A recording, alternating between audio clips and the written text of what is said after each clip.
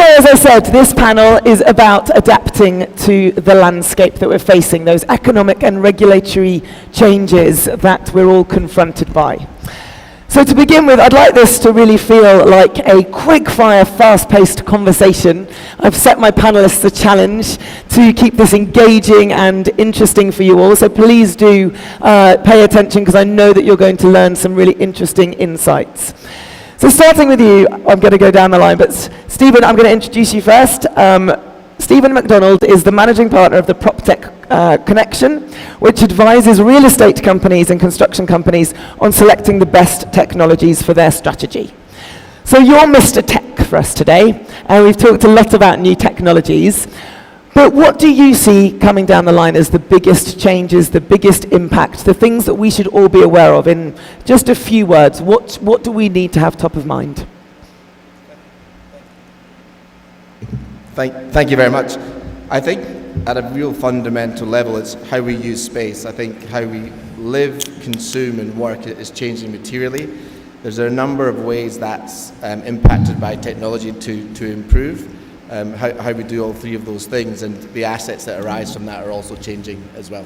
Okay, so a use of space, a changing way that we're utilizing the spaces that we find ourselves in. Keep that in mind as we carry on with our next guest. So Luca Bertolo is Secretary General of the EMFE at ECBC, with huge expertise on the issues relating to the retail and funding sides of the mortgage business. So I'm going to call you our mortgage man, Luca. So it might not be that you're aware of, but obviously, you know, as a total, outsider to the industry, I'm aware of some of the mortgage challenges, but is that what you think the biggest economic and regulatory challenges are, or do you have another perspective? Well, press your button. There we go, yeah. It's there, good. It's on. Thank you very much, first of all, for having me here. I would like to refer to the plan A that Chris was speaking about. I mean, we have to build dreams, and sounds very simple, but it's very complex in the sense that we have to create an infrastructure able to create and to give this opportunity to people. I work for an industry which is in charge of 50% of the GDP in Europe, for example, and can give the resources to people to make their dream happen. I mean, and that's the basic. Most of the regulatory infrastructure are changing. Today, while we are speaking this morning, the European Parliament is adopting Basel III. Yeah. I was in Tokyo 2 days ago, and Japan will implement Basel III starting from 1st of April. We have a global overarching regulatory framework. We have to make sure that every single market will find a space to allow every single citizen to build and hope, to build a project. I think this is the sense also of Saudi Vision on 2030, give space for hope and a systemic approach. We have to build a global opportunity. It's very much a philosophical approach, not only economical. I think we have to make hope happen. Okay, so a philosophical idea about making homes happen within a regulatory context which is being driven very much by this adoption of Basel III. I'm going to jump right to the end because we have Asa Hansa, who's a risk management specialist. She's currently working as Executive Risk Engineering Director for ACE Energy. And you are my risk person, Asa, on this panel. So is that the way you approach the changing landscape? Is it all risk, risk, risk? Well, I think risk management is absolute key, but it constitutes a number of issues. I mean, we've had some really good discussions yesterday and today. It's about the leadership, it's about the culture, but most importantly, it's also about the systems. And risk management is something for investors, whether it's in the oil and gas, whether it's in real estate, whether it's in the water sector. It's absolute key because it leads you to excellence. It leads you to thinking outside the box and really making sure that the threats and opportunities are there and that you balance them out in the right way. Okay, so really aware of those threats and opportunities, and I suppose how we need to adopt risk management as part of our overarching strategy. Popping back now to the middle, Julia Juba, you're the founder of a retail design atelier, Juba, and you have a wealth of knowledge and experience specifically about the retail sector and the challenges being faced by that area of the real estate industry. So when we talk about the changing landscape, what's really key for you right now? Hello. Retail has faced really huge disruption during the last few years, and it faced all kinds of challenges. First of all, never before in the history of the industry, consumers dramatically changed their behavior. All at one time, all around the world, more than 50% of people just started to behave different. And this was the key challenge that happened. Then current economical climate pressures and supply chain restrictions all influence the prices. So you have to adapt either on keeping prices or letting them going up or reducing your margin. And in this case, retail has to adapt in order to achieve the growth as it had before. So, excuse me. So really adapting to a changing retail landscape and the way that consumer behavior is shifting. That's what you're aware of. Yeah, it happened because of the pandemic regulations, and now life will never be as it was before. I think we all agree with that, right? Life will never be as it was before. I mean, never a truer word spoken. In the wake of COVID-19, with rising interest rates, with all of the ESG challenges, with geopolitical unrest, life will definitely never be the same as it was. So you're definitely key there. And then we have Yvette. Yvette, sorry, where are we? Yvette is, I haven't even introduced you. I lost my train. Let's start that one again. Yvette Lovelock is an absolute passionate advocate for creating a fairer society. I think that would be true to say. You consult the London Authority on how to use resources effectively to make the biggest difference, particularly for children and young people. And she's also the founder of an incredible place organisation entity called Steel Horse Columbia. So you should look that one up because it's a fascinating story. But Yvette, you really take this sort of meta approach when it comes to adapting to change, which looks at, I suppose, societal changes as much as regulatory and economic changes. So can you talk to me about your approach to change? Yes, I think, can you hear me? Yes, I think this is really important. So I work in tourism and I work with young people across different parts of the world, and it's really astonishing how different the world is for them today compared to many of us when we grow up. Sorry, one sec. Yvette, hang on. I love that you're having great conversations, everyone, but it's really difficult for the panelists to hear each other. So if you wouldn't mind, if you want to continue your private conversations, could you take them out into the coffee break so that those listening to the panel can really benefit from the expertise of my speakers? Thank you so much. Yvette, sorry, back to you. So I think it's important for us to understand the social implications of what the world looks like today for our young people. They've grown up in a world with the pandemic, which meant that a lot of them have gone through their younger years, which is the time we start to socialize with friends. They've actually been alone inside in their rooms, locked away from society. But at the same time, they're also connected to the world. They've got access to information at their fingertips across anywhere. We're all our own journalists now, and news travels really quickly. So you've now got young people who, on the one hand, they're socially, it's difficult for them because they're not used to having these daily interactions, but on the other hand, they've got friends all over the world. So they've got their real persona, which is here, and they've also got their online persona. So they're dealing with challenges that we can only grasp what it looks like. And I think as leaders, we've got to really understand how this impacts how they come into the workplace and have compassion and understanding. So when they go into a meeting and they might seem a bit awkward, that's why. So a vast array of approaches to this incredibly large topic of regulatory economic changes, which I think we all agree you cannot also look at without considering societal impacts. Does that resonate with you, those things that people have mentioned, this adoption of technology, the changing requirements in the workforce, the use of space, how retail consumers are behaving, the requirement to adapt our risk and regulatory frameworks to take into account everything that's coming over the hill? Is that something that resonates with all of you sitting here today? Because it's important that we understand the what to then look at, why it's important and how we can adapt to it. So let's move on to that now and think about how, because this session is really trying to give us tangible tools to think about how we can become more adaptable. So Asa, I'm going to come back to you. Regulatory risk management changes. It can't all be spreadsheets and, risk management assessments, surely. I mean, there must be other ways of doing this. No, it's a lot more interesting than that, and it's absolutely, like I said, it's absolute key. So we've had loads of challenges in the UK with regards to building new structures and actually looking at older structures. So for example, in 2017, we had the Grenfell fire, which was a high rise. Unfortunately, they had used the wrong cladding. It wasn't the wrong cladding at the time, but the regulations weren't really kind of clear as to what kind of cladding you should have.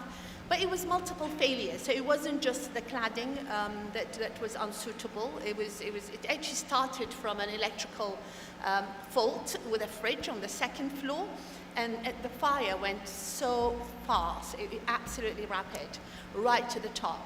And everything else really just failed because of lack of maintenance, because of lack of emergency response. People couldn't really get out. And we've got the official numbers as just over 100, but some say possibly 400, 500. We don't know because there were loads of people visiting at the time. So that was really key for the regulatory kind of bodies in the UK, looking at the type of cladding, the ACP, which is the aluminium composite kind of cladding that we have. And as a result, there's a huge kind of plan at the moment, which again the investors come in because you've invested in all these really nice looking buildings, but they're not really that kind of efficient or sustainable or safe. And this is absolute key, is really you just don't want to kill people who actually use these buildings or actually live in them. And so it's a real kind of challenge because it's extremely costly, and it doesn't really, it's with a huge risk to do that. And the same with the Address hotel in Dubai in 2015, and it actually started from a bulb that was faulty, an exterior bulb that was faulty, and they had the fire. And again, it was with, because it was actually built with material that was highly flammable. Yeah. And again, Dubai is undergoing a lot of investigations about the rest of their building, and they're doing great. I mean, but these are the things that at the moment loads of regulations are coming in, and it really is not to kind of obstruct the work or the innovation, but really to kind of make it more sustainable in the long term and more manageable and more safe for investors, knowing that they've got their money where it's actually going to be habitable.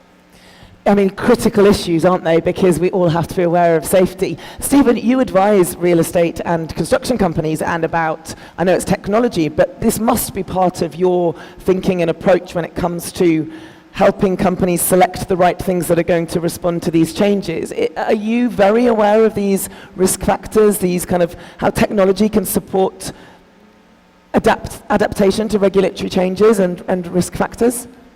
For sure. So if we look at construction, for example, there's a lot of labour shortage in the more developed countries. There's a high risk in terms of project delivery. I mean, if you look at the quantum of emission here, that ability to deliver that scale is obviously, there's a lot of risk involved with that as well.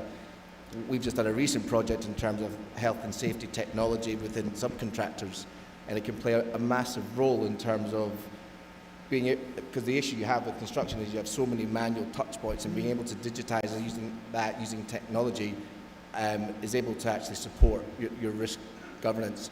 I think on the building side itself is that operability between all the different types of tech, which helps you de-risk both from an investment and valuation point of view, but also an end user point of view as well. I think we're coming into a world, particularly within commercial, where valuations are about to be hurt pretty badly. And I think from an investment point of view, being able to ascertain different kind of metrics and different data to make those decisions will help de-risk your investment profile. I knew someone was going to mention data at some point, but it's definitely one of the tools that we have at our disposal to manage change and adapt to that. Data and risk and all those management pieces, that all sort of fits into your idea of ecosystem, doesn't it, Luca? Yeah, indeed. I mean, the level of chaos that we have in our world is extreme. The level of entropy that we have is very difficult. But I think we should never forget what Yvette said, the human being behind this. So all this chaos should be adapting to a kind of direction that we have all to agree. The direction is to give opportunity, the plan A that Chris was referring today. And all this data, all this the risk analysis can help capital markets to let the money arrive where it's needed to move forward, to give an opportunity. Just to give you a concrete example, we were discussing in Tokyo with a lot of emerging economies how it's important to reduce disposable income impact when they have a mortgage. What does it mean in emerging countries that you give a bit more margin to maneuver to a family by reducing energy costs, for example? It means that the family can invest in education for the kids. It means that the wife who is managing the house has a bit more time to grow culturally and to be more independent. And the benefit of this will be seen only after 20 years.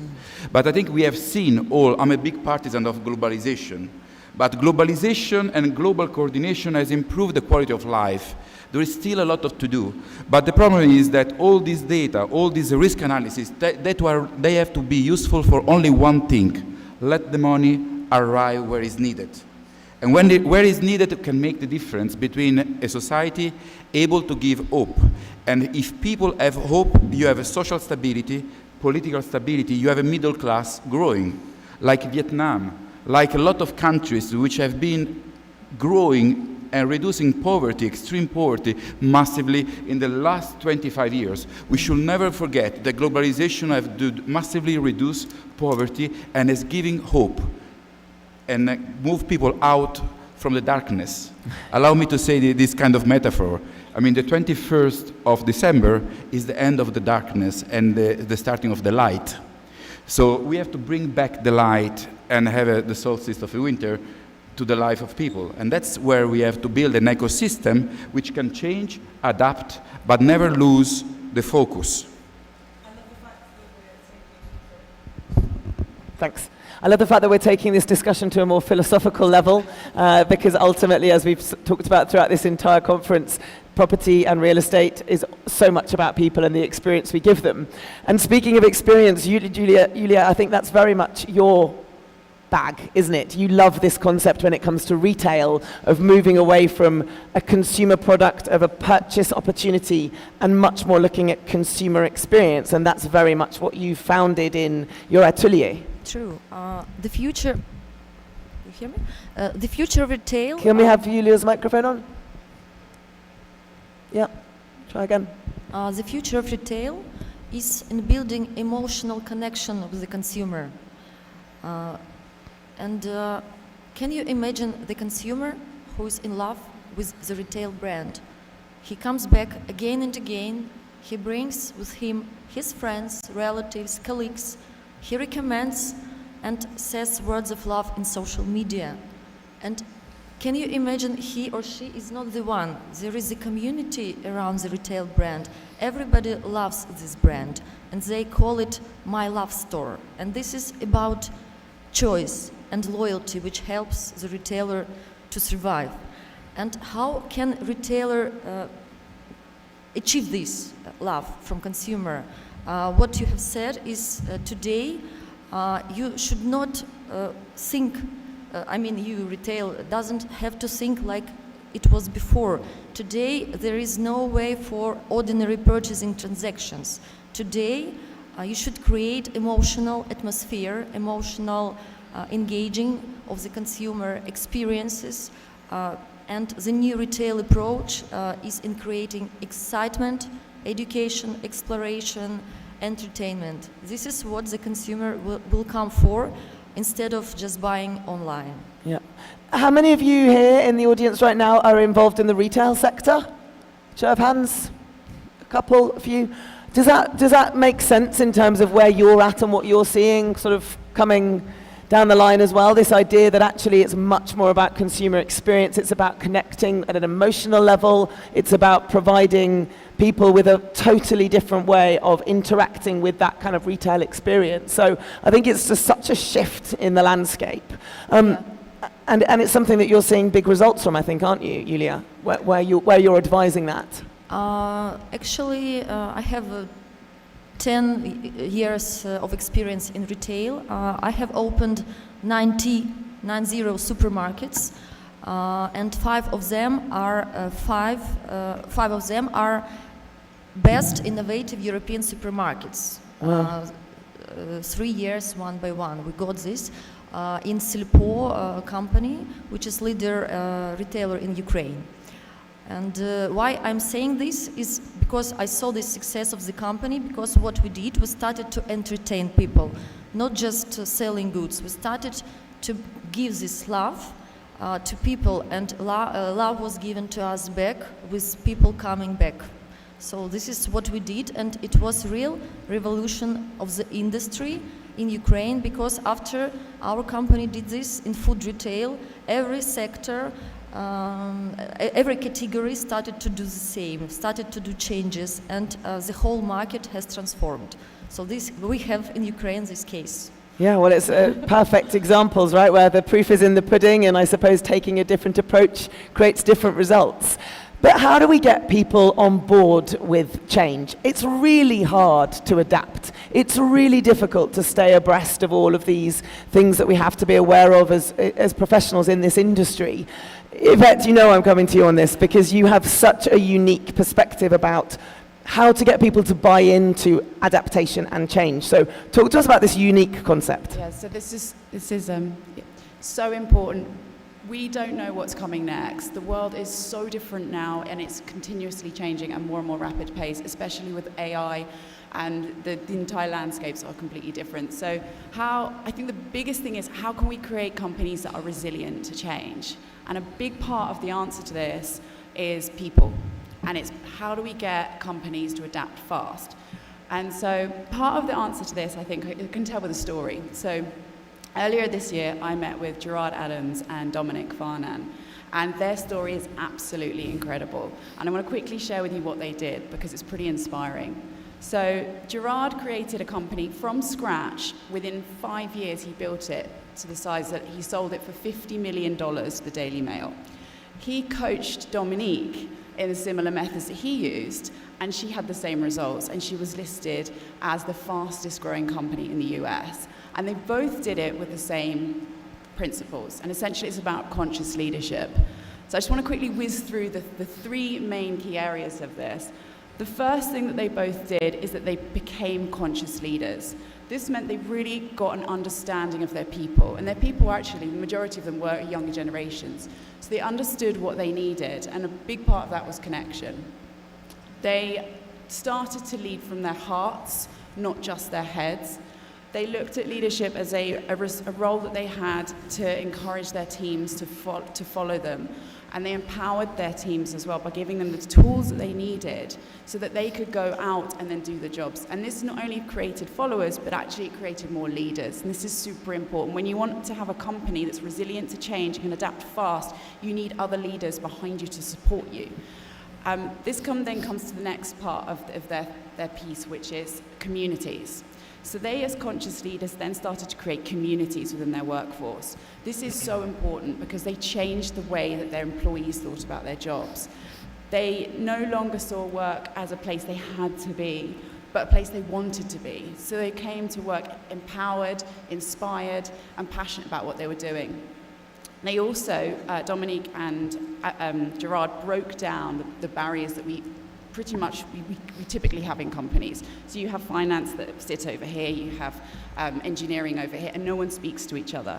Well, actually, by creating communities in your workplace, you create people that work together as one. So when you get an economic change or regulatory change that comes in from over here or here, your teams all work together, because the impact isn't usually just in one department, it's across the entire board. And that's how they then turned change actually into into a competitive advantage, because their companies could react faster than their competitors. So you kind of look at it from another way, and actually change can be a very good thing if you're on the ball.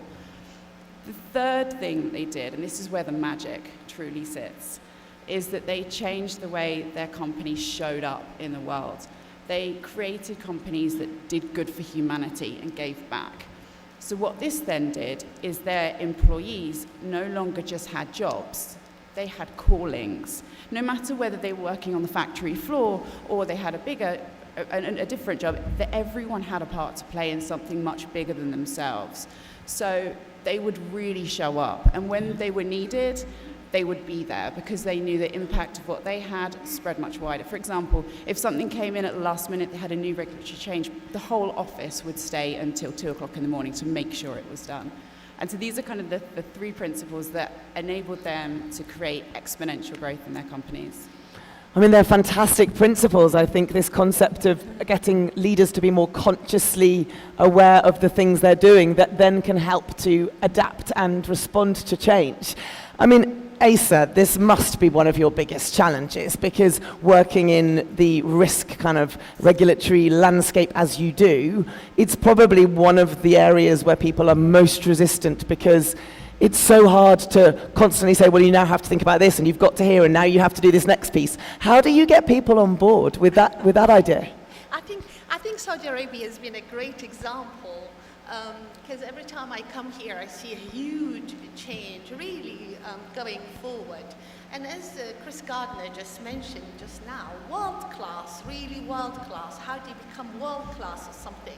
And like Saudi Arabia and other kind of countries that I visit in the Middle East have this huge opportunity of looking at change as a real opportunity. It doesn't matter whether you pass or fail, you try, but you also learn loads. Because for us in the West, like in the UK and Europe, I mean, we have kind of complicated things, and we've got overly with systems and everything else.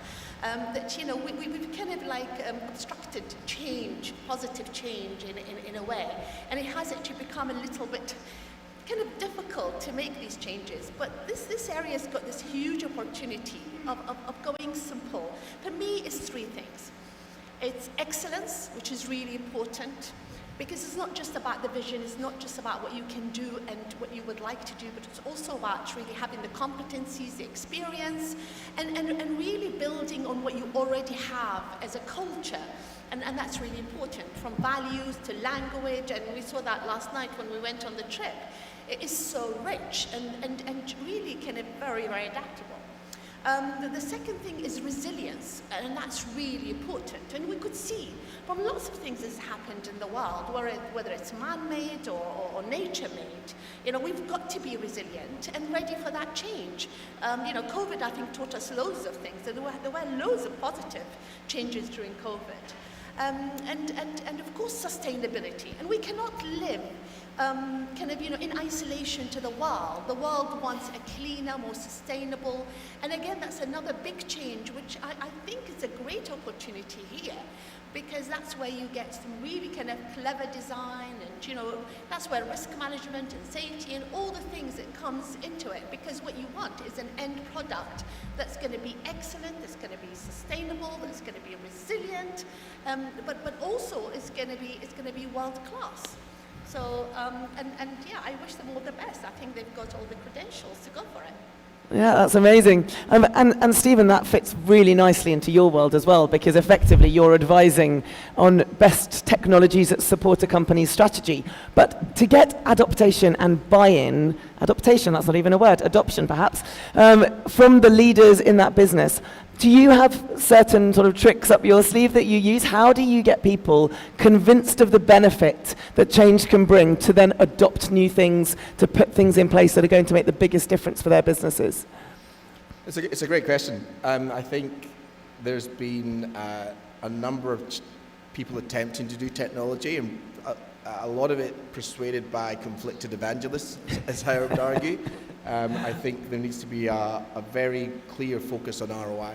What does it actually do to your portfolio? What does it do to your risk? What does it do to your brand? What does it do to your returns? Once you establish that framework, you're then able to identify where you as an organization are able to actually leverage technology. And an example I'll use is from listing a residential property off plan through to settlement, there's 220 manual touch points. So therefore, where you target that efficiency, it varies depending on whoever our client is. And I think where mistakes have been made previously is not doing that process. The second thing I would encourage people to do if seeking to adopt is learn from other countries, other competitors potentially, and what leading technology companies in the field have done, which you can then implement. And I think from a Saudi Arabian point of view, this is why it's such a great opportunity here, is because a lot of the stuff that's being developed is being developed from new, as opposed to retrofitting something previously. And then I think the third thing to do is actually have global visibility of what's going on. I think prop tech and real estate in general is very myopic and regional. There's a lot of learnings from different countries, and countries you might not necessarily expect. Israel's fantastic in terms of cyber. Europe is very heavily led in towards ESG, sustainability technologies. Transaction, arbitrage, efficiency, data is the US. Australia, construction. Japan, automation using things like AI. Every country has its own nuance which you can leverage, and if you aggregate those together in line with your focus strategy and returns, but also the nuances within your own infrastructure as a company, that's how A, you can de-risk, and B, adopt successfully.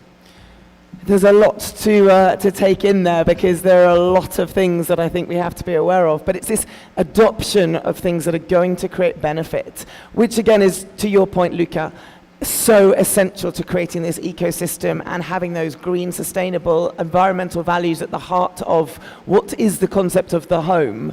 How are you going about that? How are you getting people to buy into this very high-level philosophical vision? Well, I represent 2,000 banks. Moving 2,000 banks in the same direction is not easy.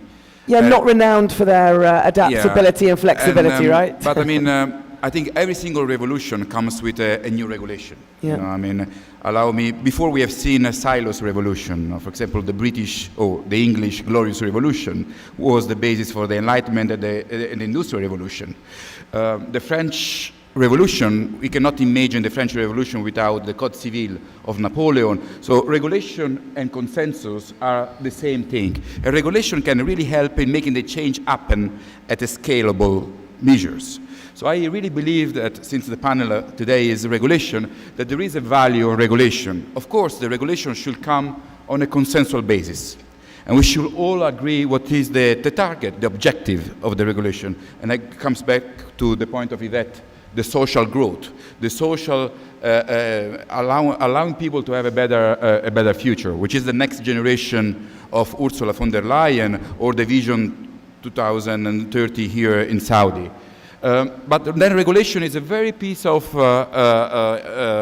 is the basis for the industrial revolution. Because probably we are in front of the most important phase of the human being. For the first time, we have a global revolution, and we all agree on the need of changing, which is, I think, the first time in history that everything is happening at the same time. The key basic economic trends are happening all over the world at the same time. Inflation, interest rate, are moving for the first time in the same way. Consumers are reacting all in the same way. In every single supermarket where you go, the first place is the fruit and the vegetables, because nudging a consumer is the most important thing. And this is true in Tokyo, it's true in Brussels, it's true probably in every single supermarket in the world. So we are in front of a complexity which is manageable because it's a simple need. And the regulation, I think, can give a really big help as long as the regulation is understood by the people, is shared. And the shared of ideas, I think, is the engine of the revolution itself. Napoleon failed because he was moving ideas on the bayonet of the French army. Or, for example, another examples, Napoleon proposed to have hours done on decimes. No, we still have 60 minutes because it was unrealistic, was not practical, it was not shared by the people.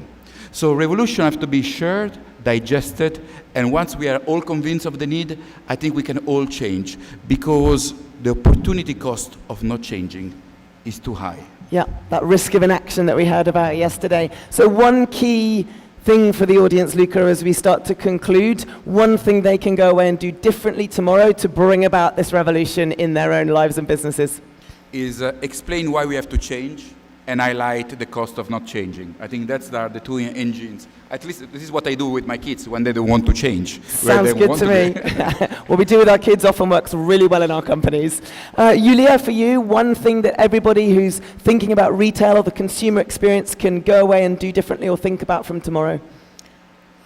Be as much closer to the consumer as possible. And this is one of the trends also in retail when big becomes small. Everybody is now experimenting on reshaping the formats. For example, hypermarkets open supermarkets or daily markets or express markets so that you can easily not walk more than 5 minutes from your home. So pop-up stores open in the malls, this smaller part of big stores. So everybody is thinking how to make consumer be satisfied. Because today, consumer is very selective. He wants it now and very so that like he wants. So you should learn carefully about his needs and do what he needs. This is the clue.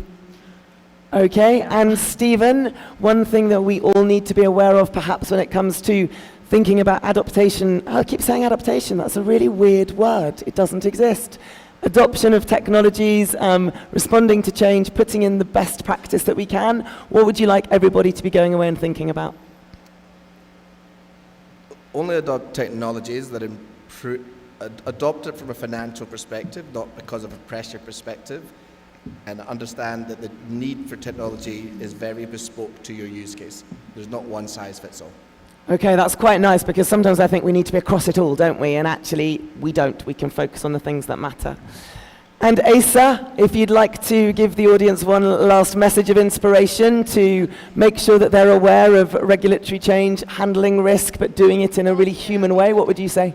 Okay, well, that's a big topic, but I'm still inspired by Chris Gardner and what he said, and I'd say definitely in our sector, I mean, I'm from the oil and gas, so I'm not really kidding, but for us, is really being world class, and dreaming is really good on an individual basis, but always have a deadline and work extremely hard.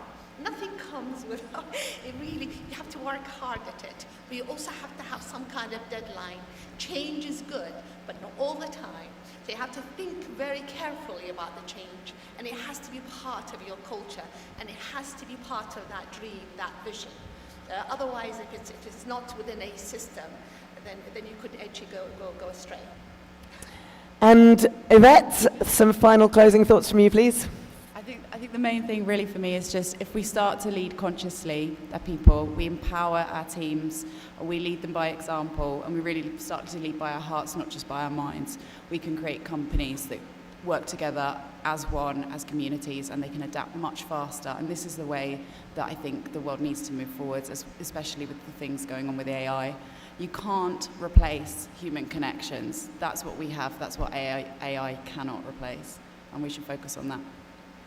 Well, thank you all so very much. I think the challenge now is firmly over to everyone in this room. Pick one or two things, try and adopt them, think about them, take them back to your workforce, your businesses. Change is here, it's happening, whether that's at an economic, a regulatory, a societal level. We live in a landscape of change, and finding the ways to use that to our advantage and create opportunity is going to be what takes us into the future and that bright future that we all have ahead of us. So please join me in thanking my panel, Yulia Juba, Asa Hansa, Luca Bertolo, Yvette Lovelock, and Stephen MacDonald. Thank you all so very much. Thank you. Really appreciate all of your insights and your passion. Thank you. Thanks for the conversation.